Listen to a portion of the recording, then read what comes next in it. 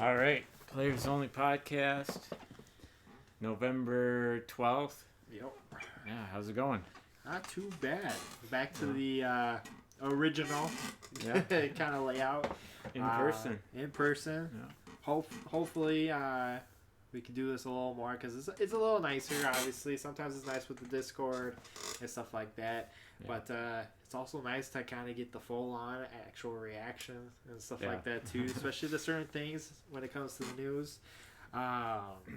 We do have the NFL game kind of in the background, so if we ever look off and act like we're not paying attention, it's more because Vikings are playing, and that's more important than anything. Son of a bitch. But so to start off with sports, right? Our favorite NFL. I have a kind of a fun little thing I want to go through with you because we're, week 10, a little over halfway through the season. The rookies in the first round that were drafted. We'll go backwards from 32 to 1, but it's a real quick. If you're liking them, if they're looking towards the bust option or whatever. So a real quick thoughts on them. Some of these guys you pay more attention to than I do, especially position wise. Yeah. So you'll know more a little bit about it than me. And first one we'll go through. Dobbs just scored. I'm trying to read, but I was watching Dobbs run. So 31 Chiefs. Felix Nudike Uzama.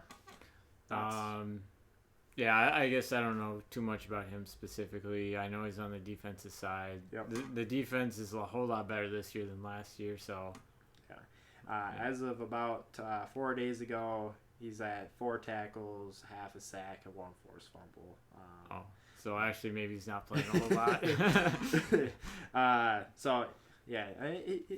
Chiefs defense is struggling a little bit, but it's getting there. 30 Cowboys, Mozzie Smith. Thoughts so far? I don't think he's playing a whole lot either. 5 tackles on the season. Yeah, no. So nothing special. Defense still good there. Yeah. 29 Jets, Will McDonald IV. So far, 3 tackles, half a sack. Yeah, they're playing again. Another good defense this year, but not thanks to him. This is where it is going to get a little interesting. 28 the Chargers, Quentin Johnson. So far, 14 receptions for 128 yards. Yeah, he just needs time. I'm not giving up on him. But give him time. You won't take him for first. 27, we got Bengals, Miles Murphy. He has 5 tackles, 1 sack. Nothing special. So is this some kind of ranking you have? I'm just going backwards on okay. what we got here. I think that this is going in order. It's so far these are the rookies that aren't playing a whole lot. This is first rounders. Yeah. So, 26 Eagles, Nolan Smith. 7 tackles, 1 sack. Yeah, so a little bit better, but not playing a whole lot. I think he was out of Georgia too. Yeah, he was their actual first round pick. So we'll see. Right. They already had a good defensive line. We'll see if he gets more play time in the future.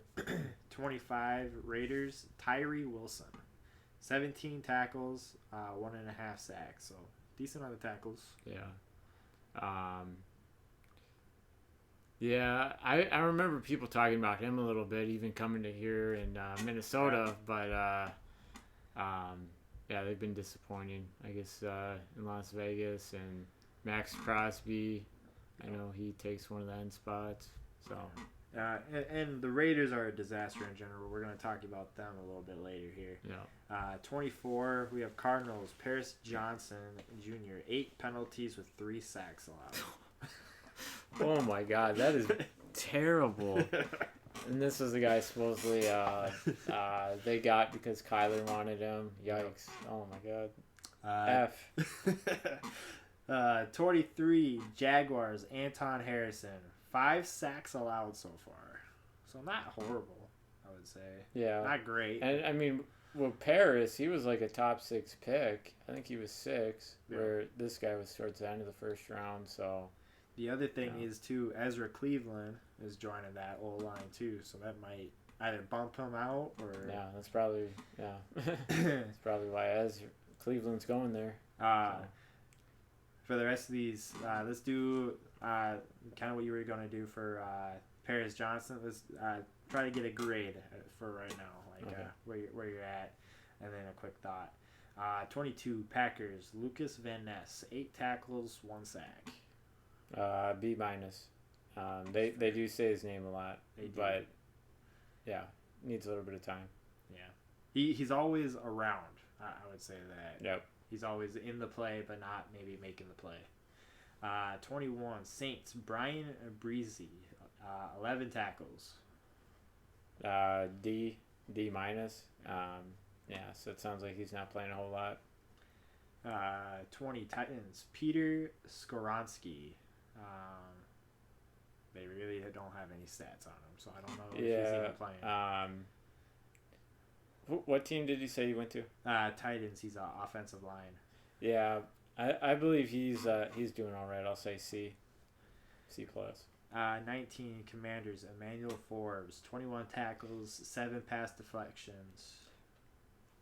B minus. It's like there's all this off-season hype for him, and then the defense there is just junk, and now they're getting rid of a whole bunch of people. So I'll say B minus. 18 Giants, Deontay Banks, 33 tackles, 1 interception. Yeah, so a little bit better, but the Giants defense, the Giants in general are bad. Just C. And he says he has 8 PDs, but I'm trying to figure out what the hell a PD. Pass deflected. Oh yeah. I guess maybe a little bit higher. B minus. B. I was like trying to fucking decipher it in my head, and I couldn't figure it out. 17 Seahawks, Jackson Smith Njigba, 29 catches, 272 yards, and 2 touchdowns. I'm like a B plus. I still like him. Just not a starter there, or he's like the third option. So. Yep, he's behind. Well, he's outplaying so far Lockett and Metcalf, but I agree. Yeah.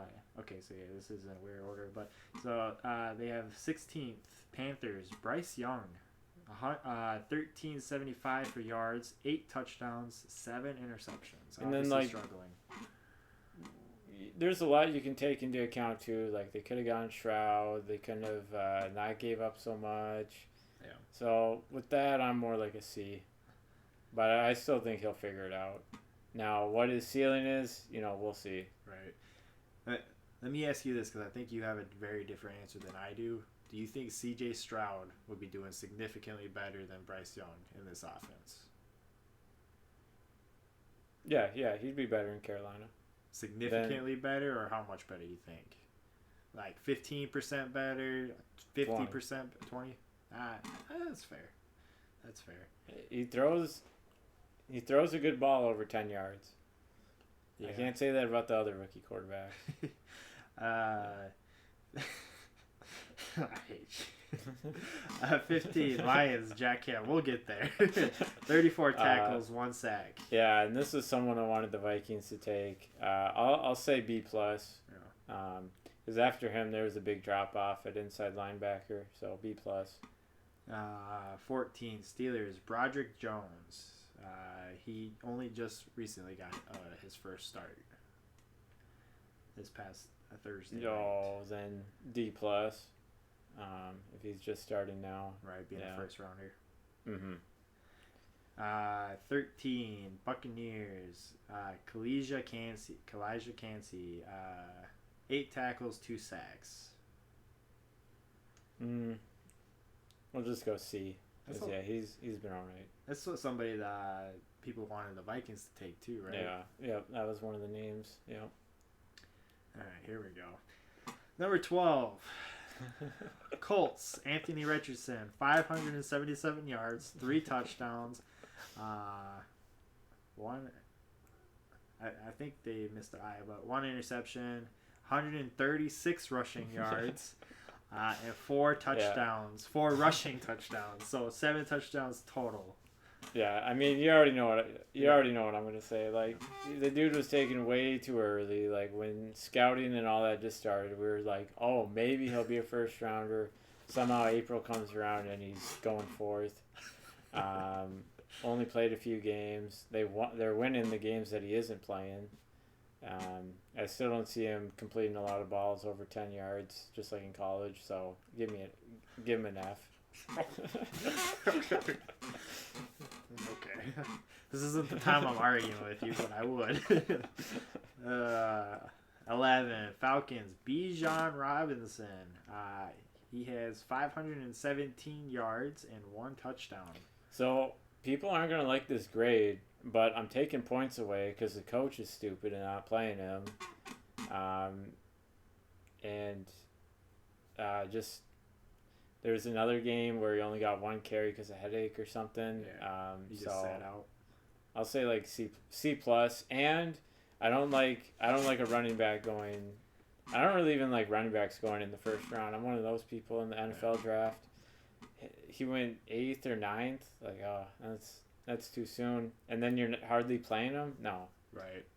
Yeah, if he's a first round, you better be playing him. But just want to throw this out there. You gave him a C plus ish. Yeah.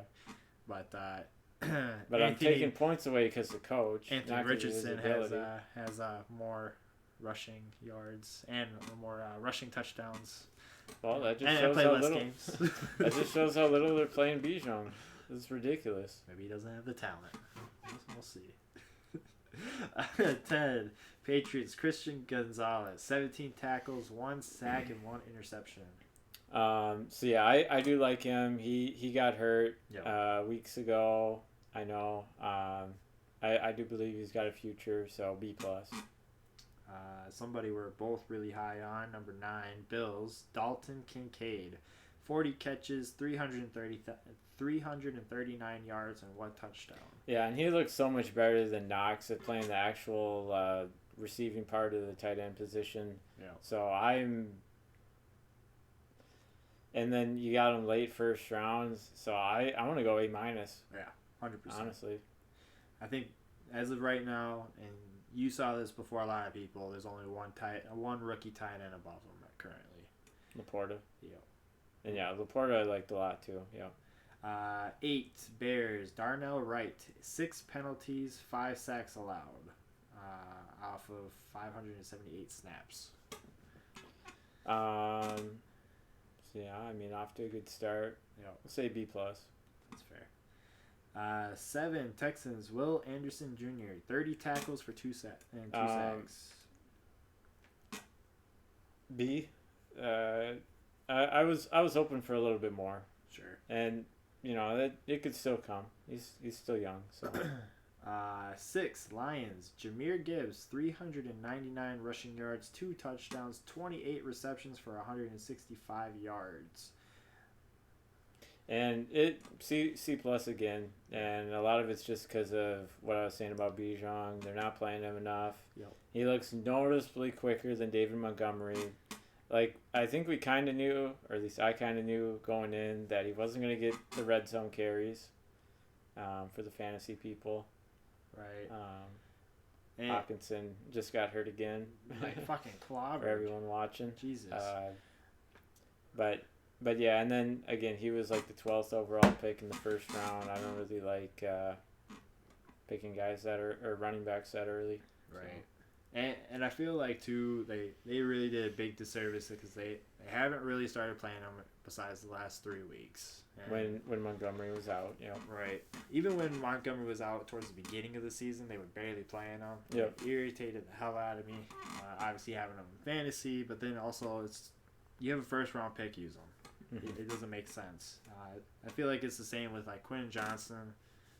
They're not using him enough, even though he does have a lot of drops this season. But you gotta let him perform. But anyway, number 5, somebody I was super high on going into the year, Ravens. Zay Flowers, 45 catches, 472 yards, and 1 touchdown. Mm-hmm. So I've been impressed with just some of the shorter routes he's ran. In college, a lot of his highlights were just bombs. So showing he can do more than that. Kind of bumped him up to me. I'm like A- here because he's their best receiver without a doubt. In Baltimore, well, I mean, of the receivers, like maybe if you want to argue Mark Andrews, fine, but right, yeah, of the receivers, it's him. Yeah, I definitely agree. This one I think you'll have an interesting take on. For Vikings, Jordan Addison, 41 catches, 534 yards, 7 touchdowns. Oh, hey. So, again, even before he was in Minnesota and I was looking at receivers, he was my wide receiver one. The footwork, the ability to make amazing catches, on the sidelines and whatnot. Yeah. Yeah, that's why I got him that's why I give him an A. No, definitely. And now with JJ out, he's playing well. So he's definitely proven himself. To me, this might be a little bit of a crazy take, but with JJ and Addison on the field, after Addison has his rookie year, I feel like they could definitely be like a Randy Moss, Chris Carter combo. Oh yeah. Both first round receivers, no doubt. And JJ's definitely a Randy Moss type, and I feel like Addison is the perfect Chris Carter type. So definitely we'll be interested to see here, especially next week with Week 11 against the Broncos, what they do. Number 3, Eagles, Jalen Carter, 16 tackles, 4 sacks. Mm-hmm. And he's kind of like Aaron Donald in the sense where every game he'll have one or two plays that are just nuts. Like he gets through the line so quick. Maybe I'll just say A- because I guess there's still that wild card that he does something stupid just because of other things he's done in college. That's why he fell to 9. Yep. So. I think that's fair, and I think he is definitely one of those reasons that they have the record that they have. Jalen Hurts hasn't been playing as great as Jalen Hurts can. Really, the offense in general hasn't been, and the defense has been one of the reasons that they're still in most of the games. 2, Seahawks, Devin Witherspoon, 39 tackles, 2 sacks, 1 interception for a touchdown. Yeah, this is an A. He's played a lot better than I thought he would. Right. I was higher on Gonzalez before the draft and him. And then there was another defensive back, I can't think of his name, I believe the Raiders took, that I thought was going to be better. So far I like him. And then the rookie you love the most, number 1, Texans, C.J. Stroud, 2270 for yards, 14 touchdowns, 1 interception. Yes. A+ or whatever the highest grade I can give him. Yeah. He's got the highest TD to interception ratio ever of any player or any quarterback. And I just liked his ability, knew it would translate. Right. Some people, I still hear it all the time. Oh, Ohio State quarterback. Ohio State quarterbacks are never any good, but that's dumb to me. You're scouting the helmet then, not the player, not what he does. So fair enough. And then kind of transitioning a little bit, the Raiders. It was about almost a week ago now. The Raiders, in the middle of the night, fired their GM and their coach. Right now, I think it's the linebacker coach is the head coach currently for interim purposes. What was your reaction when they? I was surprised it was so early. I thought with Tom Brady being an owner, partial owner there, I thought McDaniels was going to get every opportunity to show what he can do. Obviously, that's not the case. Right. So it did surprise me for sure. And now, they're paying 2 head coaches. Well, I think McDaniels, they just paid him X amount to get out of the contract. Yeah. Definitely surprising. Do you think Devontae Adams is going to want out either this offseason? Yeah. Yeah. He's going to New York. I guess there's already rumors that they were trying to trade him to the Jets before the trade deadline. Mm-hmm. So he's definitely going to New York. Still don't get to this day why he chose to go there. Right. Really? Oh, because I grew up a Carter. Raiders fan. Well, I'd rather play for a good team in the NFL than play for the Vikings and suck. Right. So, yeah. And Derek Carr too, but right. Yeah. Yeah, and I agree. I feel like Adams is definitely not who he was in Green Bay, and that's kind of one of those questions that you have to ask: is it because of Rodgers that he was so good, or is it because Adams is so good? Because it's the same thing with Belichick. Is Belichick really the great coach that he is, or was it Tom Brady? And that's something I go back and forth on personally, but in both.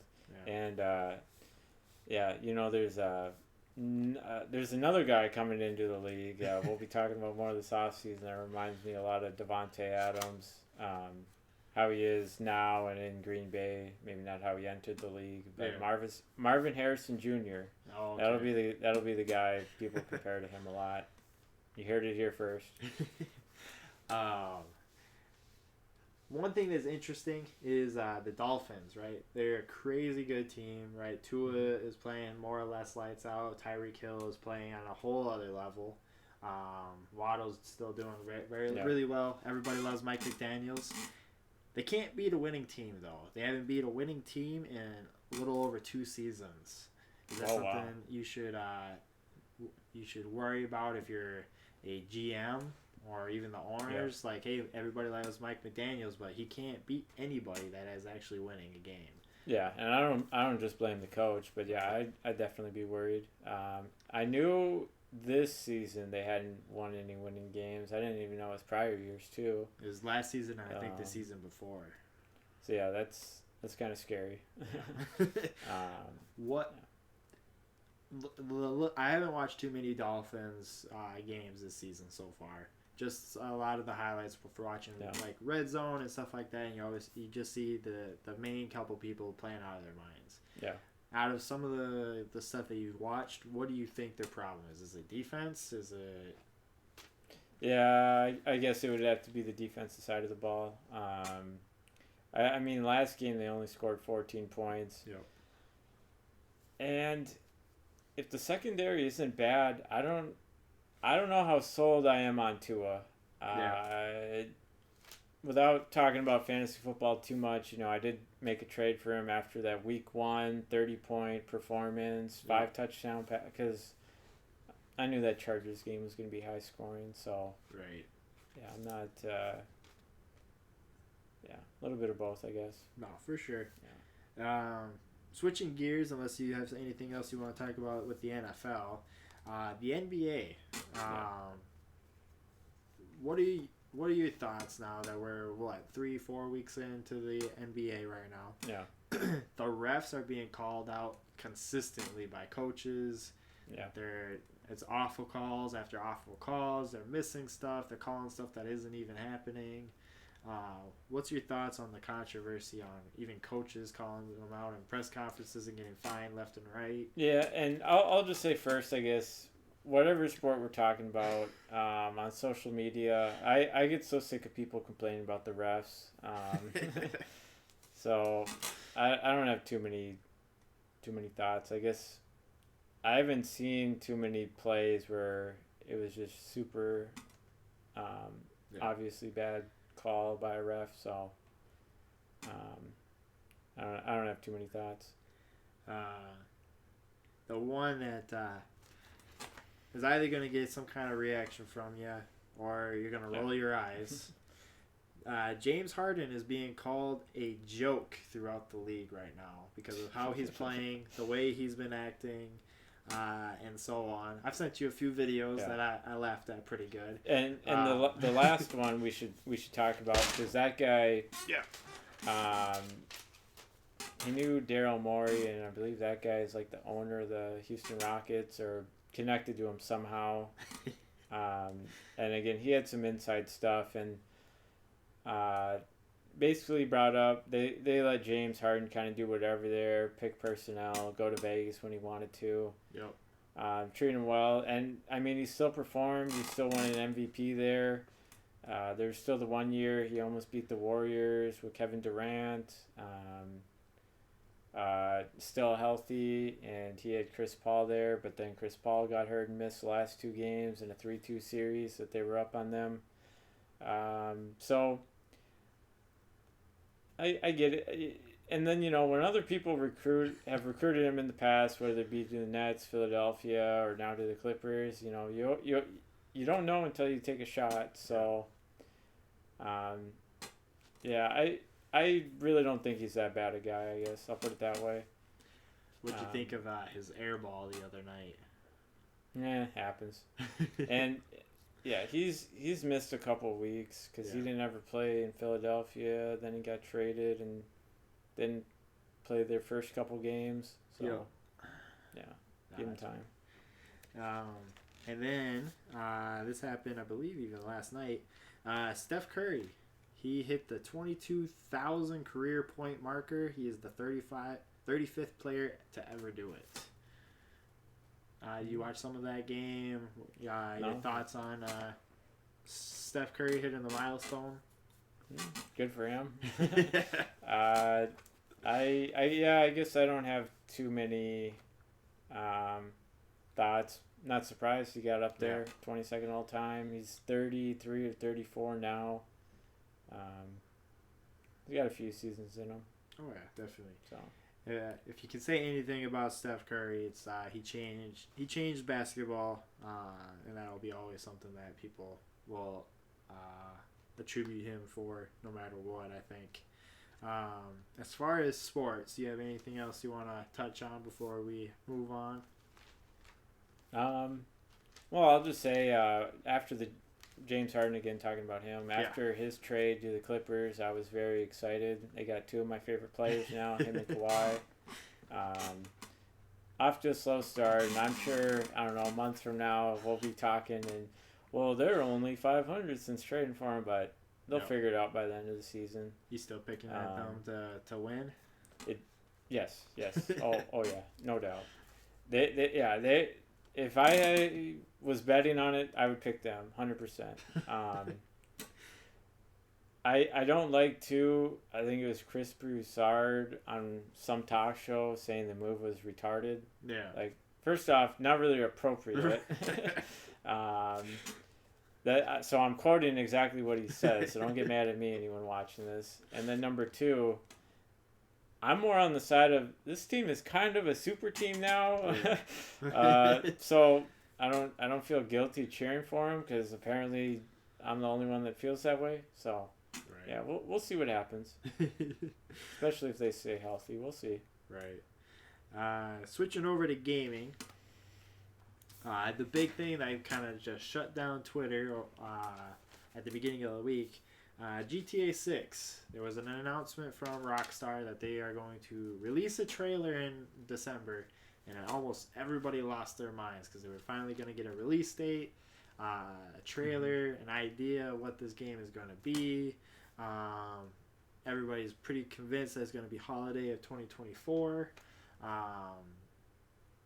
What was any thoughts on the people going crazy for GTA 6? Yeah, and I don't really get all the hype because you're still just running around a big city, whatever, sports cars, shooting people, whatever you want to do. Right. I don't really. It's not a game I mean, I almost got GTA 5 at Goodwill for $3 yesterday. I'll say that. But they only had the installed disc in there. They didn't have the other one. The actual play disc. So I didn't bother. But yeah, I mean, to this day, I've still never played 5 because it just doesn't look that much better. So yeah, give us your thoughts. I played it a lot when it first came out. Yeah. Or like a year or so after it came out when we were in college. But that was about it. I mean, it has some cool mini games and stuff like that. But I mean, I agree. It's kind of so like if you were to try and sell it to me, like talking me into getting 5 or someone else who's already had 4 and played it, like that would be like the selling point, like mini games or racing or what? The selling on 5, the story. The selling on 5 would be because you're more of a multiplayer guy, and back in the day when it first came out, it would have been the perfect game for you, me, and Jackson to get on and play. Because there was a bunch of different things we could do. There's a million different mini games that we could have done. It's not just racing or just trying to kill each other. You know, you could like launch your vehicle off ramps to try and ram each other while Jackson's trying to shoot us with rocket launchers. That was so fun to play back in the day.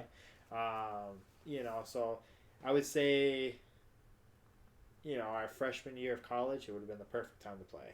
Yeah. 100%. It would have been completely worth it. Now, there are reports, though, and this is where I was kind of going with this for GTA 6, that it's not even going to be a $70 game.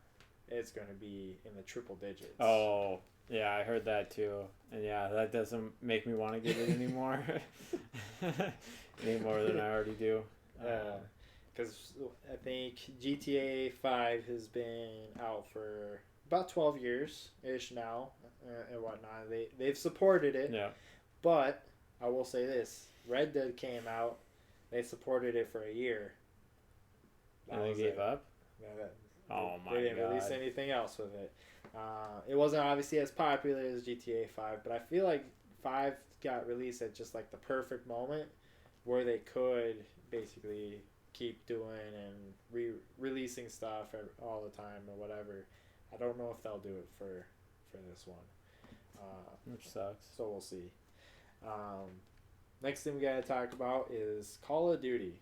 Now, initially, I was pretty hyped for Modern Warfare 3. And they were bringing back the old school maps, which are apparently broken.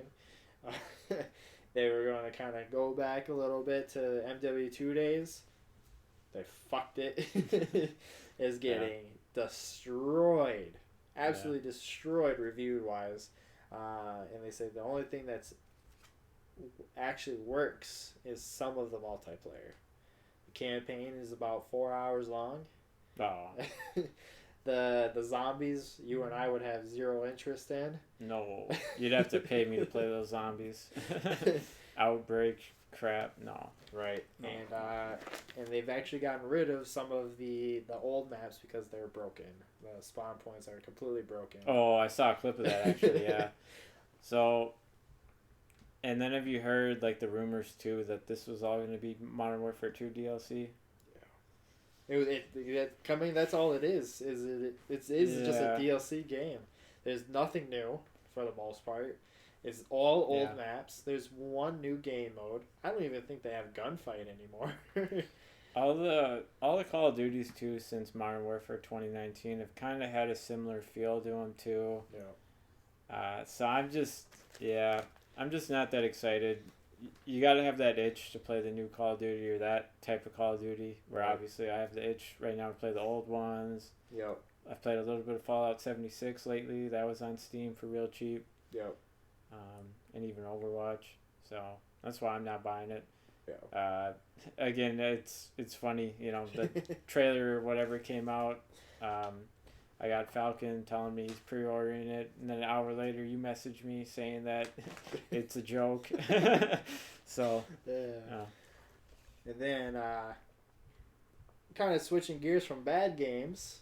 The Game Awards are coming out soon. Actually, Monday, the nominees are supposed to be released, but the heavy favorite is Baldur's Gate 3 is expected to be Game of the Year. Because everybody who loves it, it's basically cleaning house at all the other gaming awards and stuff like that. Any interest in, well, this isn't even your type of game, but any interest in dabbling in it eventually? I know Jackson plans on it. It's very soon. Yeah, for sure. If it's cheap, yeah. I think I might even dabble in it whenever it comes out on Xbox or whatever. But yeah, it's kind of interesting. A game that came out of absolutely nowhere is going to be potentially Game of the Year, and all the hyped games are. So what is Baldur's Gate? What do you even do? So, it's basically they turned Dungeons and Dragons into a legit video game, and that they did both to make a legit cool video game where you could just do whatever you want, but still keep the Dungeons and Dragons people happy. Okay. So I've never played Dungeons and I've never Dragons played either. it So okay. But apparently you can just kind of just do whatever you want. So it's kind of like Fallout-y Okay. or Skyrim, but it's more like tactical type of stuff. Oh, okay. So it's more you play it like a board game, I think. Okay. But I don't know. I haven't looked at it too much either. So, but the big news in gaming, Bungie, they had major layoffs, especially around the Destiny game, which is supposed to be ending here in February, March. It's supposed to be the last really big DLC expansion to end off Destiny 2. And people are canceling pre-orders like crazy because they think it's going to be not fully complete. But what is very suspicious is that when Bungie was acquisitioned, they were given $2 billion for to keep employees around. That money's gone, and they laid off a bunch of people. Yeah, and I do kind of wonder if this is happening at the end of the year, if this is like some kind of way to get out of paying taxes. Right. Because I know other companies that do that. Yeah. I think most famously Meta a couple years back with like the metaverse. End of the year laid a lot of people off. Yep. And they can burn a lot of money instead of pay taxes. So I do kind of wonder if that's kind of what's going on. But who knows? Maybe that DLC is basically already done, and they just want to wait until after the holiday season to get people to buy it. Yeah. I will say Destiny had its moment a handful of years ago, probably going on 4 years ago, where I would have 100% told you to buy it because you would have loved it. I almost did yesterday too. It's not worth it anymore. Okay, good. You might as well just wait for $3. It was $3. Yeah. But yeah, it's $3 at Goodwill. But I would have had you pull out my PS4 and got membership and all that. Well, so it would have been that, but the way that it works, since it's a live service game, because they'll come out like once a year or whatever with some DLC expansion. Mm-hmm. So after the second DLC expansion comes out, that first one, that storyline and stuff kind of just goes away. Even though you paid $40 for it, it's not really a thing no more. So you would have bought the base game and would have been able to do nothing besides PvP. That's scammy. Yeah, I don't like that. It's good old live service games. Now, if this was 4 years ago, because they were giving away Destiny for free, and then you could have got all the expansion stuff for like $10, it would have been the perfect time. I think I put about 45 hours into it, and I haven't touched it since. Yeah, and that's for kids nowadays. That's like the worst part of these games that always update. Yep. We can go back and play old Smash games, but like, Fortnite right now doing OG. Yep. There's no way to go back and play the old Fortnite unless, of course, they do this. But even then, we've talked about how some things have changed. Yep. So it's not really 2017 Fortnite. It's just 2017 Fortnite in today's Fortnite. So. Right. Yeah. Now I know you got something big to talk about on gaming, but we're gonna save that for the end because I got two main things for you to rant about, and then you can go into your next rant. So we'll hit the news real quick because I just got three quick things to talk about. We don't even really have to spend too much time on them. The first thing is the SAG strike is officially over. They kind of came to terms for a 3-year contract.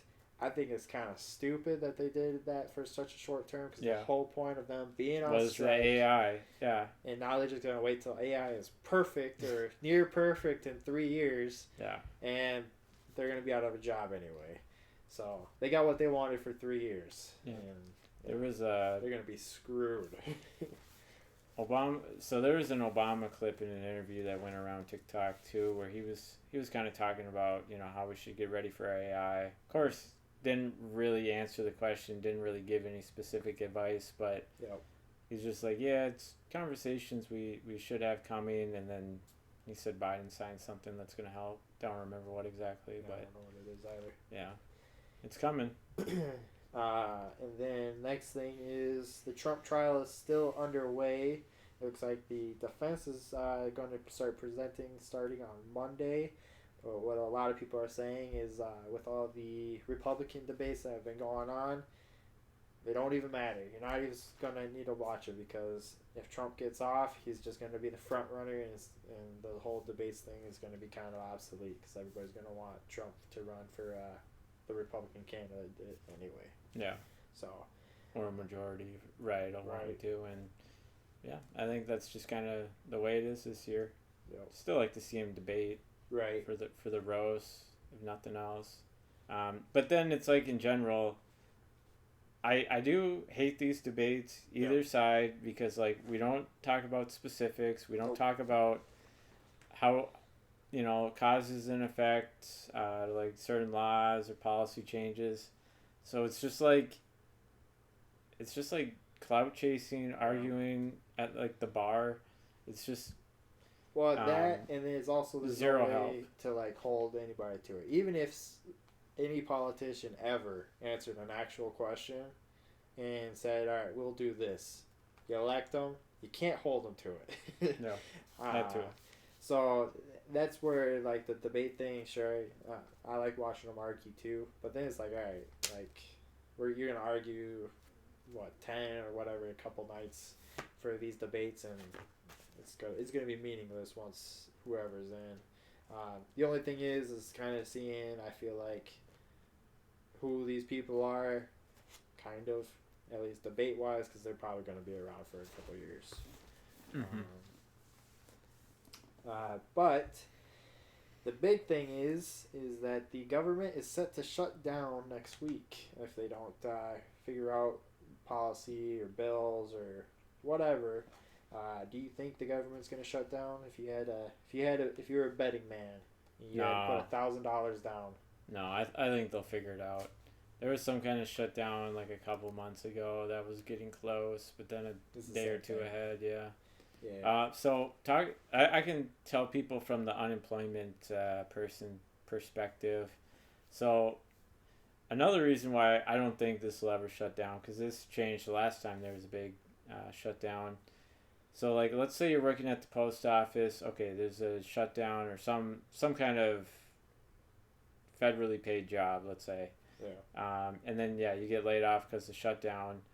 If they don't get it figured out for 5 weeks, then there is a law that person gets paid for 5 weeks once, whatever's agreed to. Right. So, you're paying someone to do nothing for... and thousands of other people to do nothing. So that's why, again, I think they'll be motivated to figure it out. Right. And the last thing they want is a bunch of government employees that aren't getting paid but still have to show up to work and they're just pissed. Yeah. Just standing around. I mean, it goes with like TSA and stuff. How much is the TSA people going to really pay attention if they're not getting paid but they still have to show up? Mm-hmm. So yeah, it's going to get interesting for sure. This is something that they've pushed off. Well, I think this will be the third time if they push it off again without actually passing something. So it'll be interesting for sure. So all right, so we'll get to your big thing, to your big rant here.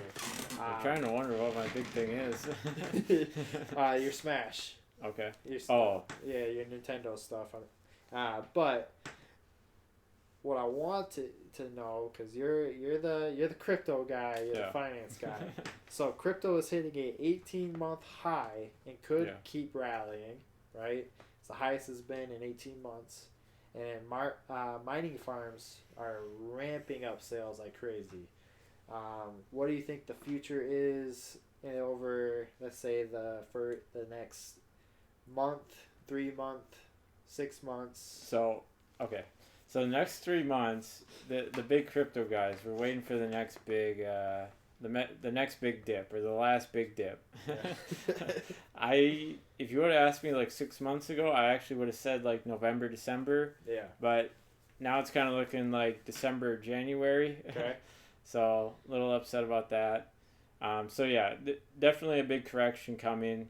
A lot of the reason it's up right now is just because of the news of the Bitcoin ETF and then the Ethereum ETF. Yep. Which I can't fully explain what an ETF is. I've tried looking things up. I still don't 100% get it. But basically, it's hard to say Bitcoin and Ethereum aren't legit and other cryptos if we're doing an ETF, putting away in the stock market for people to buy a portion of them. So yeah, then in April you have the Bitcoin halving. So things in 24 will start to pick up. It'll slowly kind of go up, and then 2025 will be the next big year. Everyone will be talking about crypto again. Everyone will love crypto again. And then, a lot of the noobs will lose money, and people that listen and are like me will, be cashing out. So, yeah, that's where we see the next 3 years. And then, did you have on your list talking about SBF? No. 'Cause I can talk about that trial a little bit. So he was convicted on 7 different, or found guilty on 7 different, I don't even know what I'd say, court rulings, of basically committing fraud, or 7 different felonies. And I do agree, right, he should have been found guilty. You can't take people's money, say, you're holding on to it and then spend it, and then the place he's spending it, a lot of it is the other business he has, the trading firm, and then losing money. Yeah. Which is really sad too, because his own token, they kind of controlled the price and somehow lost on that. I'm trying to think what else did I want to say about him. So here's the deal too. Here's kind of the hot take. Everyone's like calling him the devil or whatever, a horrible person. He took the money and tried to put it into his trading fund to make it look like they're doing well so that people wouldn't panic. Right. And that's still dumb and illegal. Yeah. But it's not like, I don't know if he touches all that much money if it's doing well. Right. So, yeah, I don't think he's the worst guy in the world, but nonetheless, it was a big fuck up. $8 billion, $9 billion, whatever it was. So, yeah. And then the last thing, people are estimating 15 to 30 years in prison. Jeez. I think it'll be one of those things where, like, it'll be 30 years, but then I'm sure, like, if he's good, it'll get knocked down to 20 or something. Yeah, at least in how it works for here in the United States, you actually only do about 3/4 of whatever you're charged. So you actually get a quarter off, whether it be parole or you just get released as it is. So yeah, I can see about 20. Yeah, and then the last thing too with him I wanted to hit on is it's just so funny to me too. Tom Brady was like one of the biggest sponsors. Went to the Bahamas to see him. Had him all over his social media, and then this guy's just taking money and pissing it away. Yep. It's just so funny. And then again, no one ever says a bad thing about Tom Brady. But if that was Aaron Rodgers who endorsed him, then people would be calling him the devil and saying he's the worst person in the world. And I don't even like him pushing Cash or the Cash App, buying crypto on there that much, because it's still not a decentralized wallet. Like, they can still take it away at any time, or we're out of money. Here's a claim, we filed for bankruptcy. But Cash App hasn't done that, where obviously FTX did, and there's rumors Brady lost like $500 million. Oh, I'm sure. He put like millions into it, and they're saying, maybe this is why the wife or the ex-wife didn't stick around. Who knows? And then two, I remember even weeks after they filed for Chapter 11, Tom Brady, like, whoever runs his accounts, we're just being stupid. They still had like him on his accounts and like videos and stuff. Like, take this stuff down. Right. You're literally promoting a scam. And like, I don't know, you just don't care. And it would have been nice, some of those sponsors, instead of like making excuses, or like people that like you came over talking about Shark Tank, you know, Kevin was like one of the faces, oh, buy FTX, you know, use this app. Would have been nice to seen some of them apologize, and like the Warriors, Steph Curry. Yeah. I don't know. It was just kind of weird they never did. Otherwise, I think I hit on everything. Or otherwise, I guess the last thing was just, you know, a lot of the money he took too, he gave to Democrats. It was like 90% Democrats, 10% conservatives, and that's something I don't like. I don't like either. Stealing money, obviously, and giving it to politicians. Yep. And then some of these politicians are the biggest crypto haters. And it's like, look at how much of your election money just came from literally a scam in crypto. But, you know, I think it's just a little hypocritical. 100%. But, yeah, I guess that's just what they're paid to do. So, it's kind of wrapped up the crypto thing. You're thinking around January, buy. Next big drop. Late December, January. January. I mean, we just need some bad news. Like, Elizabeth Warren, come out. I want you to say the craziest shit you have ever said in your entire career. Call crypto, you know, whatever, to just freak people out just for once. And then after that, you can shut up. Then buy as much Shiba as possible. I got some other coins to buy, but I'm saving that for our fantasy crypto draft. Join the Discord if you guys want to participate. And then the last thing, something that you know, we've been a little busy, so we haven't got to players only for a little bit. But when the news broke, instantly, we need to talk about this. Might needs to be an emergency podcast, but we never got to it. So you got some Nintendo news. So I'll say first off, things were like looking really bad for like 2 days. So Nintendo basically came out with rules for Japan, and it came out in Europe, and then the United States, literally all like 8 hours apart. Where basically, if you want to hold a Smash tournament and make money from it, you know, not everyone wants to do a charity event, just like the NFL. You know, there's people making money off this, not just the players, right? But owners,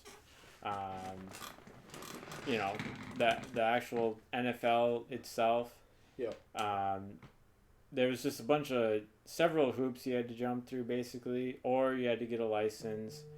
It wasn't really clear in the beginning that you could just apply for a license, and you know, there just isn't a whole lot of trust in Nintendo that this license is going to be that easy to get. Now, it actually does sound like there's progress being made. One of the big weekly events is an online event called the Coin Box. And that was one of the rules too. You know, you can't have like crypto sponsors or whatever, so they had to apply for a license. And so again, online they would do Melee and Ultimate. But here's the thing, they would use an online service that had better internet. So like it was modded, but like you really couldn't tell that they weren't using the regular servers. Right. And again, that just for lag services, because you know, Nintendo, they don't know anything about online gaming. Nothing. I mean, let's be real here. And then obviously on the other side, Melee, no online because it came out in 2001. Yep. So the online service, you know, that was completely modded. You know, kid in his garage made a better online service than Nintendo, but that's kind of a different subject.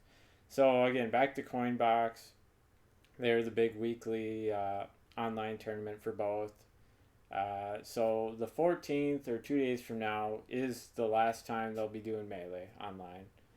because Nintendo rules set into effect the 15th, so Wednesday.